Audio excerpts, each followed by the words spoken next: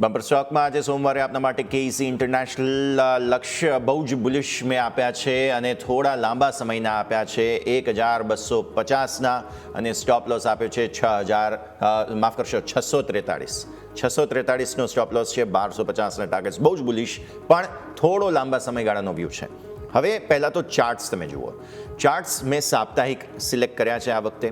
કેઈસી ઇન્ટરનેશનલના સાપ્તાહિક ચાર્ટ્સમાં તમે જોશો કે એક બહુ જ સરસ સપોર્ટ લઈ અને ત્યાંથી પછી માર્કેટ જે છે તે આગળ વધવાની કોશિશ કરી રહ્યા છે. એટલે કેઈસી ઇન્ટરનેશનલના ચાર્ટ્સ પર તમે નજર કરશો તો ત્યાં તમને જોવા મળશે એક સપોર્ટ લઈ અને એક ફોર્મેશન ત્યાંથી બની રહ્યું છે. ઓકે, હવે નેક્સ્ટ તમે જુઓ કે નવા ઓર્ડર સતત મળી રહ્યા છે. એટલે એ એક પરિસ્થિતિ બહુ જ સારી છે. હું તમને એક મહિનામાં પાછલી હિસ્ટ્રી જો સમાચારોના હિસાબથી જણાવું તો ટોટલ 2 વખત ઓર્ડર અપડેટ આવ્યા હતા.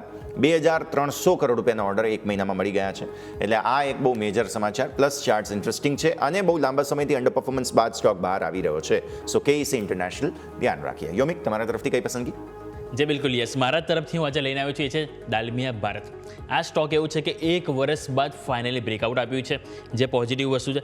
બીજું તમે જોશો તો અહીંયાથી આપણને 15 મહિના બાદ શેર વીકલી ચાર્ટમાં 50 EMA પાર જોવા મળ્યો છે. એક પોઝિટિવ છે. એક વખત આપણે ચાર્ટ સ્ક્રીન ઉપર લઈને આવીશું દાલમિયા ભારતનો, કે જેમાં આપણે જોઈશું તો વીકલી ચાર્ટમાં પણ એક ઇનસાઇડ બાર પેટર્ન જે ઓલરેડી મેં બોક્સ ડ્રો કર્યું છે અને જે 2 લાઇન ડ્રો કરી છે એ નજર કરો કે તમને 1 વર્ષ કન્ટિન્યુ એ રેન્જમાં કારોબાર જોવા મળે. ફાઇનલી એને તમે બ્રેકઆઉટ આપ્યું.